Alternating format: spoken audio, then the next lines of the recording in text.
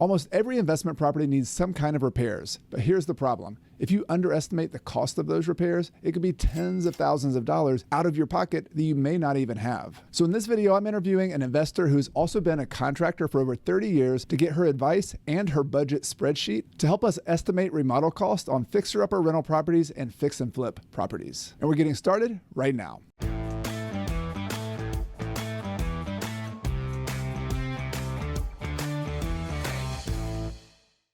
Welcome to the podcast, Real Estate Investing with Coach Carson. I'm your host, Chad Carson. You can also call me Coach Carson, and this is a show to help you get out of the financial grind so you can spend your time doing more of what matters. Now let's go straight to my interview with Dawn Matesy. There's this idea that when you buy a rental property, it could be a great deal and you want to go buy it and it seems like the numbers make sense, but then you get into this big gray area of like, I don't know how much it's going to cost to fix this property up. So I want to tackle this question with you to help people out. I want to go two different directions. One, where we assume that we don't even own the property yet. We're about to make an offer on it. And then I want to dig into what happens once you get the property under contract. And so based on your experience, Dawn, you bought a lot of properties. You just finished a flip on a property, which people can check out on your Instagram channel. You kind of give me the high level of, I'm going to buy a property, but I don't even own it yet. I'm going to make an offer on it. How would you start thinking about that? What kind of things would you start looking at to be able to estimate the cost for remodeling a property? Really, when you think about it, budget is one of the most important things in terms of the execution phase, not the property management phase, but the execution phase. When I analyze a property, first of all, I ask, what is the purpose of this property? And if you don't know yet, you need to get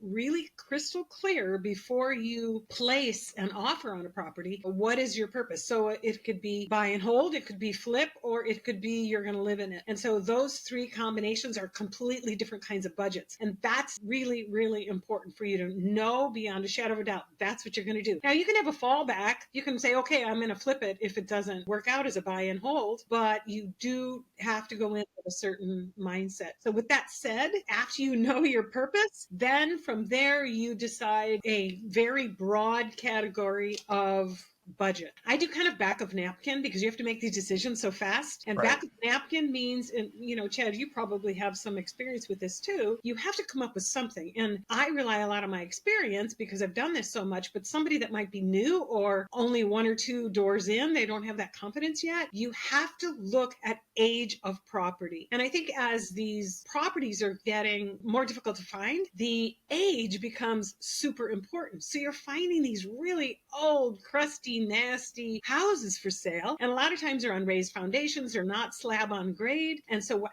happens is the innocent remodeler, you just don't know what you don't know. So that is why you need a budget, and it is so important. Yeah, so what I'm hearing is like, especially if you're a newer investor, but even someone who hasn't done a lot of remodels, if you're just looking at properties, it comes across your desk, it looks like a really low number. Okay, this price looks amazing. The first question to ask yourself is, number one, is this going to be a rental? Is it going to be a flip? Like you said, that'll kind of put you down different forks in the road. But then number two, you say, first and foremost, how old is the property? Just like basic numbers. You can look on the MLS listing or something, or Zillow, and say, if this is a 1900s property versus a 1950 versus a 2010 property, it's just going to put you in a whole different way of analyzing, different way of estimating, I guess. Would you say more risk? Absolutely. If you're buying a 100-year-old property, you're just going to open a can of worms. Not that it's impossible, but it's just going to open a can of worms. And it just seems like common sense, right? The older, the more renovations you need, but that is not always the case when people are looking. They get so excited because they finally found something. The price is in their price range, and they forget to say, hey, this thing is like 100 years old, like you said. It just seems so obvious to me or to you, but people forget it quite often. You're going to have to almost rebuild that house besides a few walls when you're talking about something 100 years old. And I get newbies that look at this stuff, and I'm thinking to myself, they need to get an expert to help them because of these extreme age of the house. I've experienced this as someone who thinks I'm kind of not a newbie, but I've remodeled a 110-year-old property a few years ago, and it was just like way over budget, all sorts of surprises. I understand 100% what you're saying. What we're trying to do here is just give people like a filter, that back of the envelope filter when they're first looking at a property, try to estimate the cost before you put an offer on it. There's this idea maybe that you have like a light remodel, a kind of a medium remodel, and then a full gut rehab kind of remodel. What I'm hearing from you though is that an older property, at least it could be fixed up, but if it's a really old property that needs a lot of work, that's more like the gut remodel, which is almost like a new construction, but even worse because you don't get to start from scratch, right? So that's like one level of expertise. If somebody's listening to this and they're more the beginner, intermediate stage, would you recommend they filter their properties based on like light rehab and maybe a medium medium rehab. Is that accurate, or is that a good way to approach it? Absolutely. Most people start from DIY. So when you're starting from DIY, you know your house pretty well. Or, you bought a rental and you do a few light things. But when you're going into something where you have either a hybrid, meaning you're going to do a remodel plus new construction, that's a whole different topic. But let's just start out with an older home that you're going to renovate as your first or third or whatever rental. You have to start, like I said, with a broad category. Immediately, when you decide you're going to go for this property, you have to do inspections. You get the property under contract. Immediately, you're going to call like 15 people right off the bat. And so this is the beginning of your budget. When you do that, then it's saving you time on the back end. Budget has two sections, soft costs and hard costs. And for the audience, I'm not sure if they know what soft costs are. Soft costs are things like building fees, architects, engineers, permits, school fees, financing fees, a survey, geosoils, like the soils report that you might need if you're going to do a room addition. So those kinds of things, you have nothing to show for it. That's the sad part, but you absolutely have to have them done. For instance, where I am, and I'm sure it's for where you are, these soft costs are going up astronomically. And you're in Southern California, right? Yeah. Just to give everybody context. So in Hawaii as well, which in terms of like the scale of how high soft costs are, you're like at the high end, right? And so I want to ask you about, because soft costs is something a lot of people forget about. I haven't forgotten about it as well. At a minimum, if you're going to do any kind of like pretty significant remodel, you're going to get permit fees, and you're going to have to go down and do some costs with a local city or county. Yes. What about like a super light rehab? Like if you have this, I'm doing cosmetic stuff. What's kind of a minimum? Do you still have any soft costs there, or you wouldn't use an architect or something for that kind of remodel? I would guess not, right? Some people use a designer if they're struggling with how to do something, how to set up the vanity toilet bathroom. How can they reconfigure it, even though they may not need a permit because the plumbing is in the same spot? But you do have less soft costs as you're doing a light remodel. However, I put insurance in there. You're always going to need insurance. And I always put the lender's fees in there. Those are things that you will always have unless you're paying cash, but you still have insurance, and even property tax can go in there. So light remodel, you won't have as much, but the heavier the remodel, or hear me out, the hybrid model where you have remodel on the duplex and then you're going to add a third unit, or you're going to do a room addition. So those soft costs will go up as you determine what you're going to do with the property. I want to go back though, before we even made the offer. One of the tricky spots is like you're almost like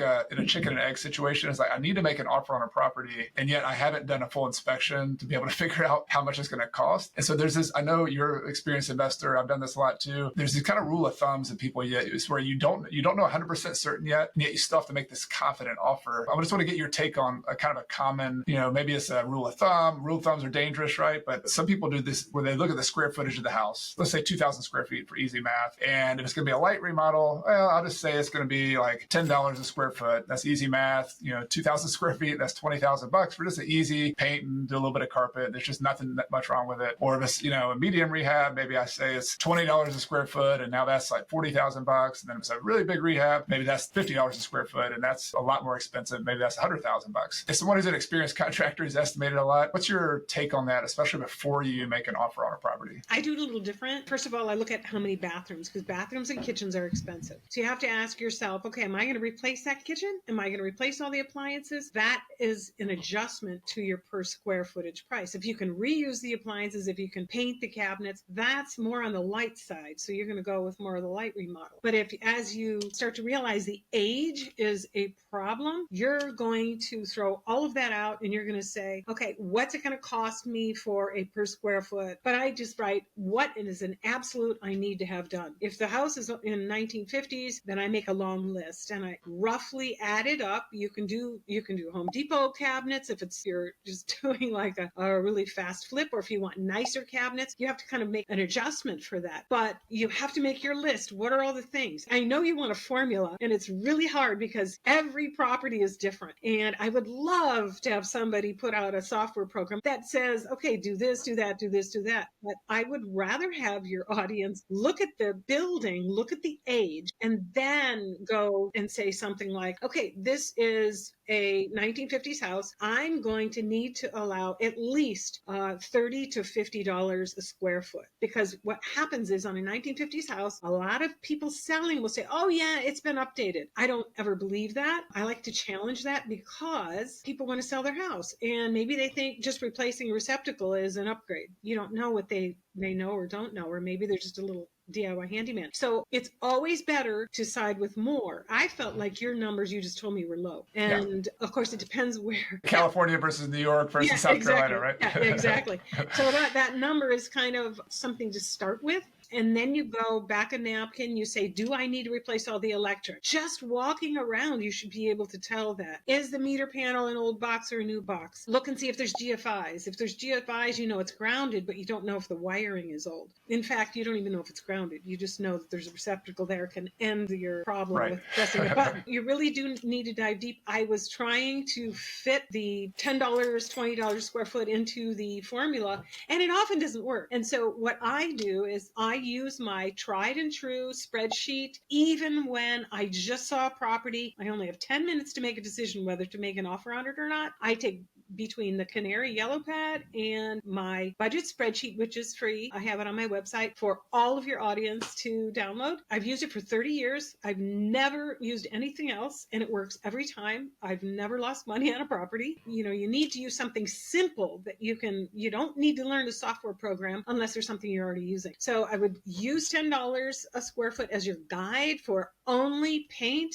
and flooring. Everything else you're keeping. Because I tell you what, that vinyl plank flooring adds up. You got labor, you've got all kinds of things if you're changing that out. Absolutely. What I'm hearing from you, and I'm glad you're making the point here, is that ultimately there's no shortcut. Like, you have to go through your list, and your experience of looking at your budget spreadsheet, which we're about to dig into here in a second, is like ultimately what you got to do. You got to look at line by line what this property needs. But going back to that idea, to kind of wrap that up, if somebody's making an offer on a property, the bigger the remodel, there's no shortcut. You're going to have to like do a really big estimate of what that could cost, and you might be way wrong. And so my kind of recommendation to everyone when you're making offers is to have a really good contingency on that offer. You need some kind of inspection contingency, and that's just the way we investors work. We make educated risks. In some states, you have to put some money down in order to get an inspection contingency, and you might lose that money. Some cases you might not, but that's part of the game. Like, if you go look at 10 properties and you make 10 offers and you're wrong on a couple and you have to lose a little bit of money, that's part of the game. Because on the other end, as I want to ask you now, Dawn, is that you get a property under contract, you've estimated that it costs $50,000 or $100,000 to remodel, and it looks like the numbers work, but now we got it under contract. And so this is where I want to ask you about this process you have of a budget spreadsheet, which I'll have a link to that in the YouTube description, the podcast description. Everyone can get that for free. It's really good. I've downloaded it and looked at it as well. Tell me a little bit about what does that spreadsheet include?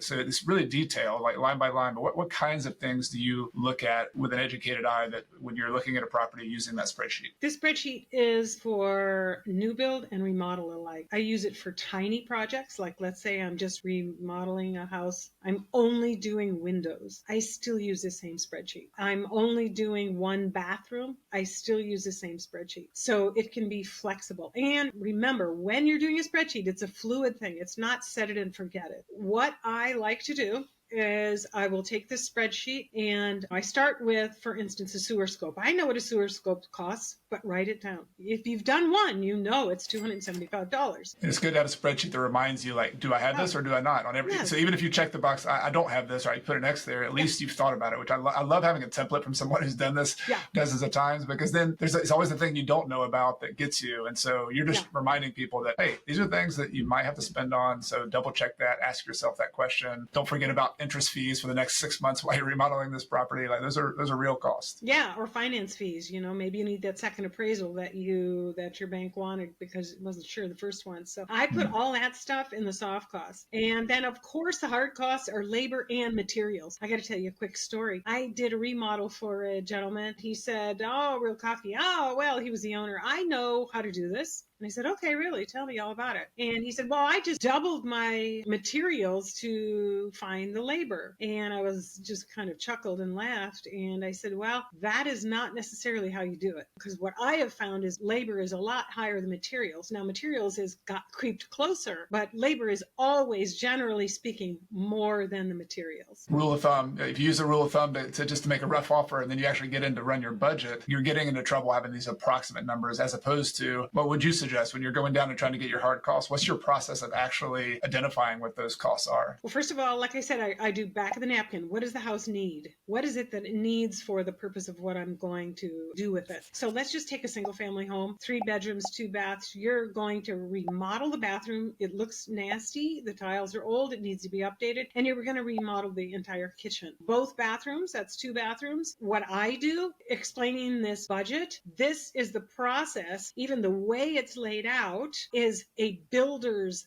budget. And you won't find this, a lot of the builders won't share this stuff with you. It took me a long time to create it and fine tune it, and it follows the process of construction. And so what you're going to do is there's a line item called plumbing fixtures. It breaks it down differently. It's not by the room, it's by the line item. So you can easily use this once you determine, I need a faucet for the bathroom, I need a sink for the bathroom, and I need shower trims. So those 3 items, you're breaking it down so you're going to be more accurate than if you just take a swag at something. It is more detail, but it can be done extremely fast once you do get a little bit farther along. So light remodel might be $10 to $15 a square foot, and then you don't have as many soft costs, just to reiterate what we've talked about. And then when you get to a heavier, I think it's that mid-range remodel that trips people up. The heavy one, you're going to need heavy lifting with other people like general contractors and permits and things.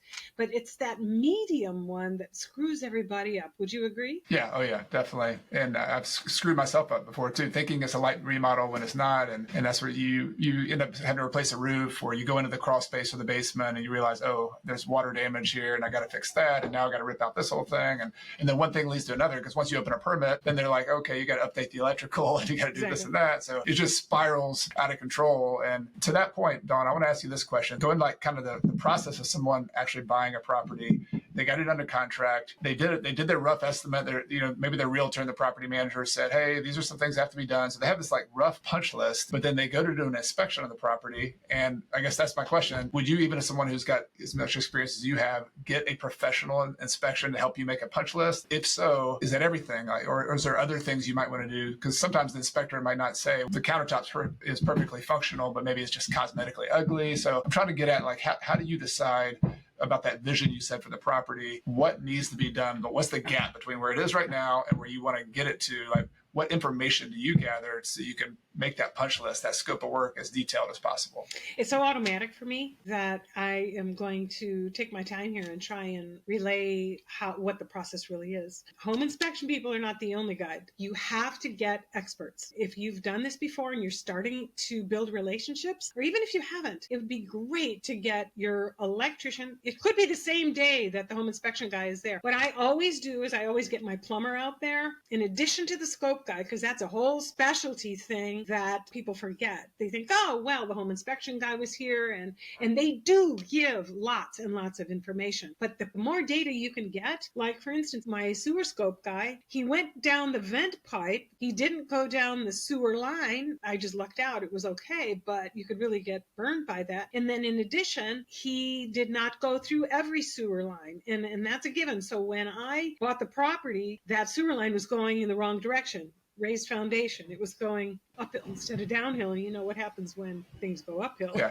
it doesn't go uphill. Okay. Yeah, exactly. Man. So a surprise was that I had to rebuild the sewer line underneath the house. Should your sewer guy have caught that? I guess that'd be my question. A beginner they say, I just got a sewer scope person. I paid them $275. I thought they would look at every single thing. Did they just make a mistake, or is that something we can tell them to avoid that kind of issue? It all depends on where the clean out is, Chad.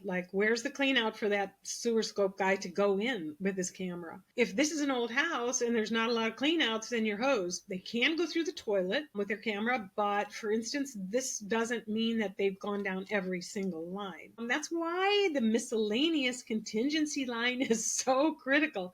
And I can't say that I've been on budget for every project. I always use my contingency, and I like to put in about 15% because even after all these years, every house is unique and every house has a surprise, especially if they're older. So if you're looking at Dawn's budget alongside of us here and have already downloaded that, or if we'll have it up here on the screen, in the very bottom, line number 33, miscellaneous or overages, 15%. So even a professional, even someone who is pretty good at estimating these things, you still add a contingency because, especially the remodels, there's so much things that you can't figure out. The scope is one example. It's an old house. You couldn't get into every single sewer line. There's just going to be things you forget. Things that happen, you want to give yourself a buffer. If you stay on budget, which doesn't always happen, then that's extra 15% profit for you, right? There you go. Congratulations. Yeah, but the bottom line is I've never been able to pocket that money. Oh man, I was hopeful there. Okay. Yeah, that was a good try. Good try, Chad. Right. Yeah.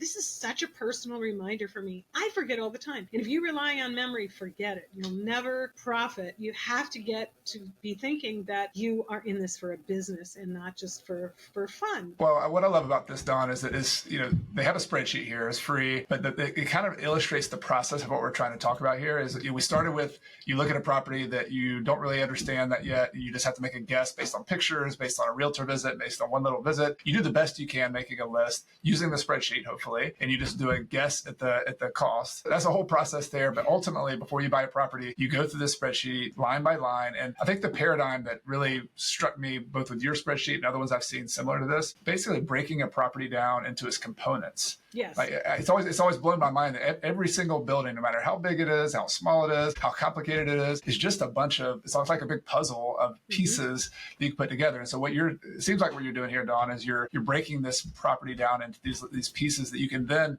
it's easier to estimate, the gutters if you separate that from the roof. It's easier to estimate the plumbing if you separate it out between plumbing and electrical. Just things like that. These are the questions you should be asking yourself, and you're giving people, again, a guide about the kinds of questions we should be asking. And also, when you're out looking at the property, you're taking a video, you're going with the contractor. These are the things you need to remind yourself. Oh, let me check the gutters. Let me check this. Let me check that. So you don't forget that you can actually make a budget that includes everything. Yes, and I would cross-reference home inspection corrections that need to be done. And you always make sure the most important ones are electrical and plumbing, the safety ones, HVAC, roof. And you want to make sure those safety ones are thoroughly given a healthy budget for, because that's what's going to bite you in the end, the safety stuff. The other thing is that, like I was saying, cross-referencing that information. For instance, your plumber's estimate. And once you get into escrow, you're going to get 3 plumbing bids, not just one. Same with electric. But you need to cross-reference what the other guy said, because sometimes things are just a symptom. Like when we have something wrong with us, it's a symptom for something else going on, like a stomach ache. Maybe there's more serious stuff going on. So in a house, think of it the same way. There's a black mark on the receptacle, like something was wrong with that electrical connection. Put it in the back of your head. Hey, there's a symptom. Something's going on. Open that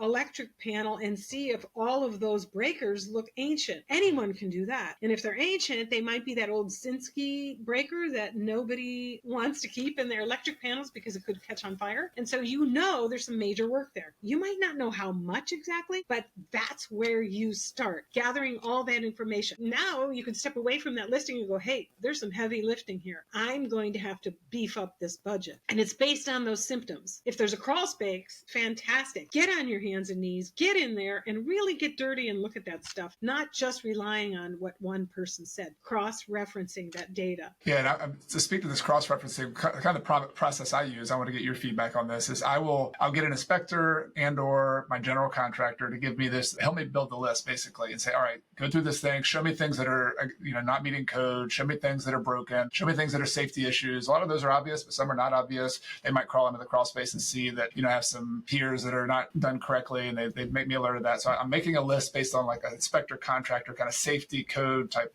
Yes. You can think about that as one bucket. I also take my realtor, my property manager. If I'm flipping the house, definitely my realtor or my designer, if somebody's helping me out. Or if it's a rental property, I take my property manager out there and I ask them, for me to rent this property and for to meet this rent that you told me we thought we could get, what things need to be done for the tenant's expectations to be met for us to meet the market expectations? Because again, they might be perfectly safe, but the kitchen is really, really dated and that's not going to work, or the flooring is really bad. Then so I'll add to my list from the property manager and do do that. And then if I combining those two, I might get some of the subs out there. So you mentioned calling 15 different people. One of my calls would be the property manager. One might be a GC. But you're saying you also get your electrician. I get the your subs plumber. out. I get the subs. You get out all the for subs sure. out there. Yeah. And so you've got your list. So you give them a scope. When you give them your list, like right here, when you just say, hey, here's the things I think we need to do. I don't share that. I don't share that with anybody but myself, and maybe my partners.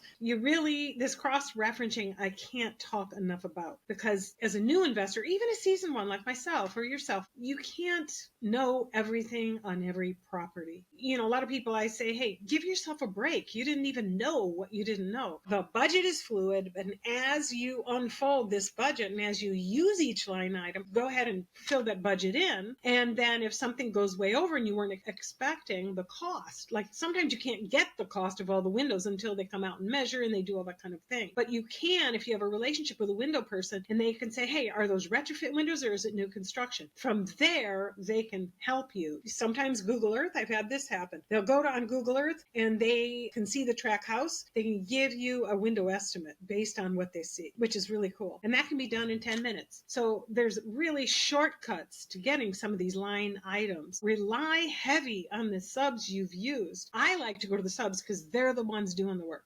And I'm a GC, but you could cross-reference your GC by saying, hey, you know what, I had a plumber out and he breaks it down a little bit for you. And again, I'm kind of asking rookie questions here, but in the end, what it seems like I have here, Dawn, is I have a list of things that need to be done, I call, like a scope of work, and then I have a cost attached to that scope of work. So maybe those are the same things in some cases, but basically I got to figure out, number one, what needs to be done. And partly I'm going to decide that, partly other people are going to help me cross-reference that. And then number two, during this inspection contingency period, which could be 10 days, could be 14 days, could be 21 days. Could be 5. Could be 5 days. Could be 5 days. Could be 1 day. I've had some very fast ones, but you're going to be rushing to get bids or estimates the best you can, so that in the end you have this budget with a contingency on there. You can then say, yes, I can proceed with this deal, or no, I'm busted my budget. This is going to cost me twice what I thought it was. Then you get out. You have to start out, and I do this every single time. You have to start out with the end in mind. What is the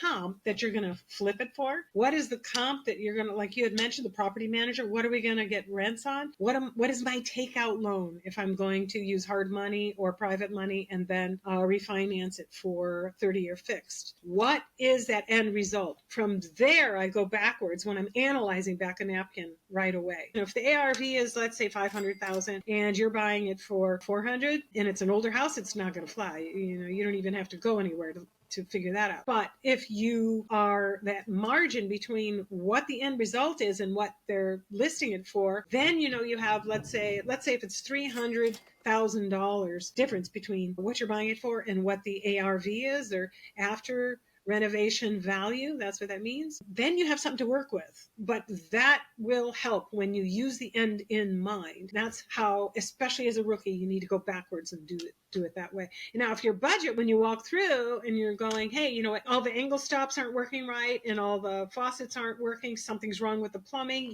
something's wrong with the plumbing, even though you don't know what it is. And then further investigation, maybe the next day, your relationship plumber can come out and give you, hey, you know what, I have a feeling this old house, you're going to need the whole system renovated. Okay, that might blow your budget right there. They might be as much as $25,000 for a single family 3-2. All new piping, all new sewers, all new everything. Starting from the end in mind, which I love that idea. It's almost like we're focusing a camera. Like we started with, we're telescoping in on the vision, but it's kind of blurry at the beginning because we had this like very rough back of the envelope, back of the napkin kind of guessing. We make a guess based on that.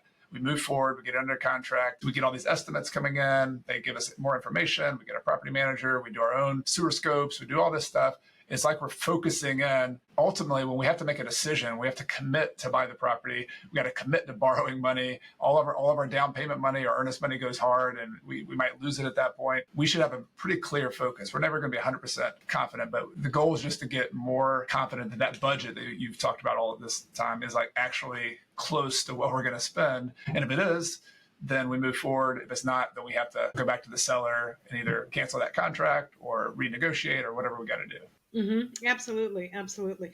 And by the way, before I forget, that miscellaneous item at the bottom, the contingency, 15% is not for bling. It's not for stuff that you go, hey, you know what? Oh, I like this vinyl flooring, but this one's even better. That's not what it's for. It's only for surprises. And I think people forget that because they start to justify, hey, this house had this color, this wallpaper on it. It would really boost the value. That just doesn't fly. You have to do that way at the end after you've done everything else. Yeah, that end in mind. Keeping that end in mind is the critical part. One of the points I want to make is that the budget, it sounds so accounting and so like it could be simple math, but the reality is there's an art to it. And for those that love logic, I know you hate that word, but there is a certain art to it. Looking at something, evaluating what it needs, evaluating how much a kitchen can cost. There's all sorts of places that you can go and find and say, for so many kitchen boxes and a countertop that's quartz,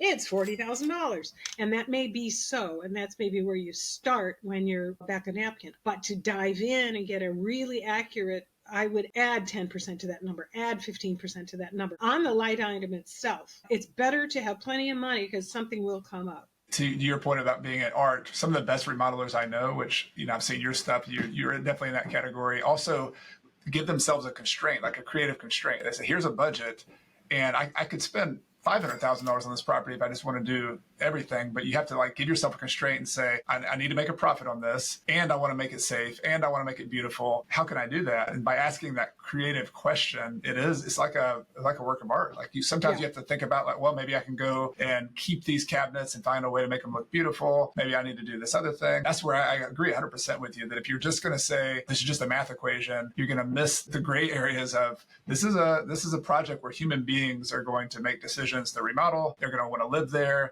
And so you have to use that human side of your brain, that, the right side of the brain instead of just the left. You have to combine those two. But ultimately, the decisions, the good remodelers, the people who really make a place a home, a special, have that right side, that clicking, that creative side where they figure out how to make it a cool place to live. That reminds me, luxury flips and luxury buy and holds are a whole different animal than what we're talking about. I have built model homes that require lots of bling, and you're going to go over your budget because you don't know what the bling costs. Now we're talking luxury. So if you're doing a luxury flip, for instance, on the one I just finished, I physically had to say, Dawn, okay, I'm going to spend some more money on this one. Hang tight because this is going to pay off because I did the end in mind. I had my real estate agent tell me what this flip is going to be worth if you do it in the Dawn style, or you could show your real estate agent if it's a new relationship what you want it to look like, and this is what your end result is going to be. What would that sell for? So you have to work backwards. So I knew I was going to have to spend more money on that flip. Most of the people listening are buy-in holders. We're trying to get to financial freedom. Let me give you an example. Tile, for instance, is hugely different. There's lots of different ways to do tile shower. Let's say you're taking out a tub and you're putting in a shower. There's the plastic forms for walls you can caulk and throw in place, and then the plastic pan. Or that might be a really low end. So then the next category might be, I'm going to do the vinyl pan, and then I'm going to do real tile walls. And then along that line, it goes an even deeper level and say, am I going to do cement board behind that wall? Or am I going to float it, which is a little bit more expensive, but it has a beautiful finish. Because I'm a custom builder, I always do the tile float. But I need to follow my own advice. And when I'm doing a lower end property, maybe the cost in the Carolinas is the same. You want to use those vinyl shower pans and not floating it and all that kind of. Do you want to speak to that? Yeah, well, it's ultimately the decision is you're kind of balanced. There's always a tension between the most beautiful, amazing looking thing and the thing that's the most practical cost wise. And then I would add a third variable in there, which is the durability of it as a landlord. So if I could build the whole house with cement, that would be wonderful, right? That'd be the most durable thing. I could hose it down after everybody moves out, but it would be a prison wall, right? So like ultimately durability is on one scale, beauty is on another. People want to live in a place that's beautiful, that they feel home at. The point I'm hearing from you as well is like the details matter. And if you have those three like kind of tensions in mind, your creativity can go to work. You can find ways to have more light in a room that maybe makes it, even though it's a boring room, it has a bigger window and it has more light. But ultimately, as a landlord, someone as a buy and hold landlord, I do think a lot about maintenance, because I found that, that tub, let's go back to your tub example. As the rookie investor, I put in the cheap, Home Depot plastic, the lowest price I could get, because I thought I would save $1,000 on that bathroom. And it probably did. It did on the front end. But if I owned that property for 15 years or 20 years, which I do now, those tubs break, 3 years in, and they crack. And now I have to pay the labor for a plumber to come back out there and replace it again. And this time I'm like, no, I'm going to put in the long-term tub. And so I've ended up spending more money because I bought the cheap thing. Yeah. If you have a long-term perspective. So I want to ask you that question about just that tub is one example, but just in general about the kind of that relationship between quality for a long-term landlord. When do you spend the money on that thing? When do you not? I still have that struggle sometimes of thinking like, which parts of the house should I really spend the extra money on? Which ones are worth it and which ones aren't? Yeah. Well, first of all, it's kitchens and bathrooms. But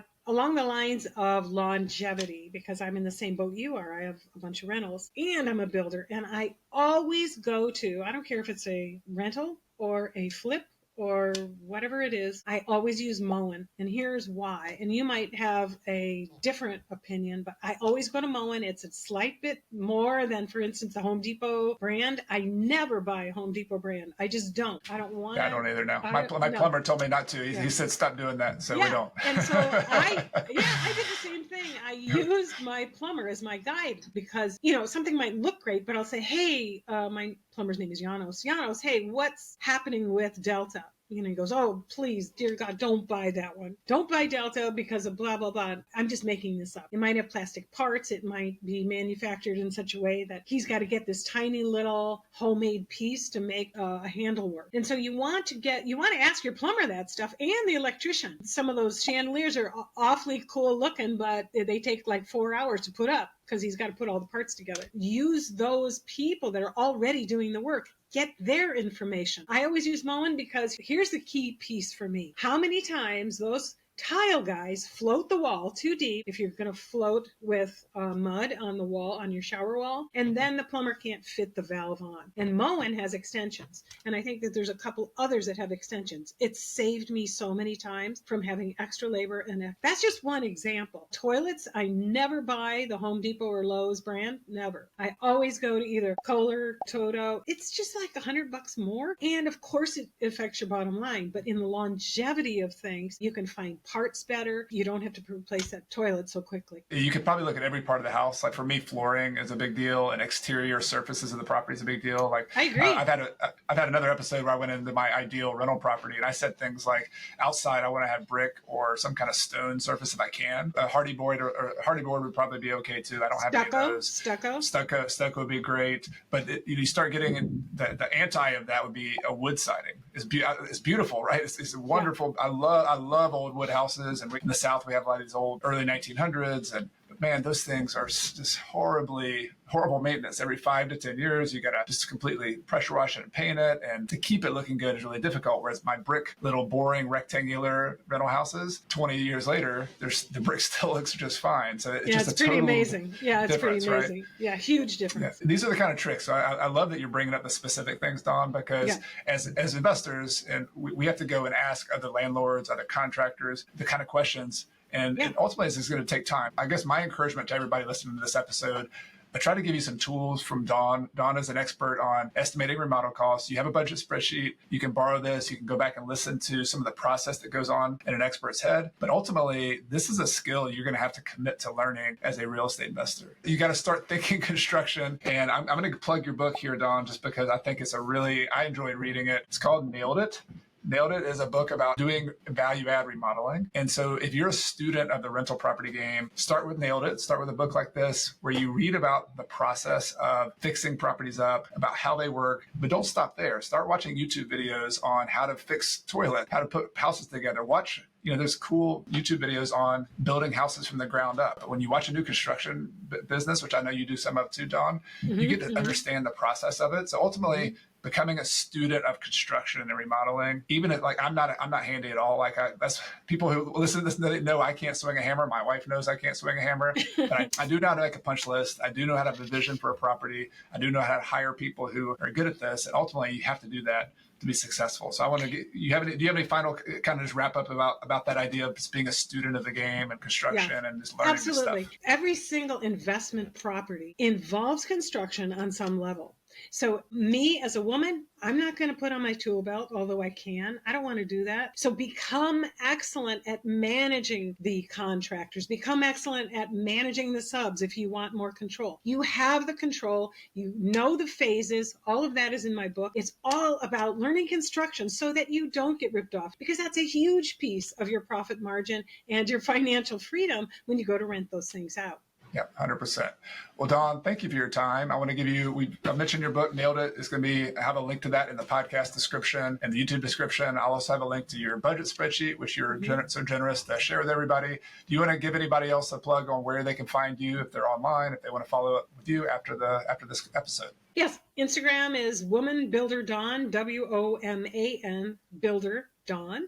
And also online, it's www.womanbuilder.com. And I loved your show. I think I'm such a huge fan, and I gained so much information about other areas. I'm so happy and blessed to have been on here for you. I hope you found value. Absolutely. Thank you so much. And I know you're in Hawaii, so enjoy the rest of your vacation out there. And I'm jealous. In this episode, we dove deep on how to estimate remodel cost. And as important as that is, it's only one part of an overall analysis of a rental property. So my next video and episode that I have for you is how to analyze a single family rental property, where I go behind the scenes and show you my spreadsheet and how I think about and how I analyze the total picture of a rental property to know if it's a good deal or if it's not a good deal. And this is a real property that I found in my local market. So check that out. There'll be a link below me in the podcast and YouTube description. And if you're watching on YouTube, also above me here.